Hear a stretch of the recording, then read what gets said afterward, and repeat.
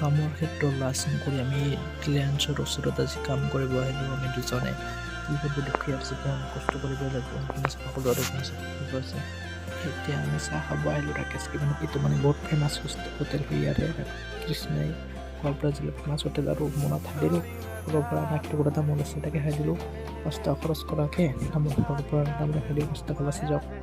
আৰু এতিয়া আমাৰ ওপৰৰ কাম কমপ্লিট এতিয়া আমাৰ তলৰ কাম আছে মাত্ৰ মোৰ চেহেৰাটো চাই লওকচোন কেনেকুৱা হৈ আছে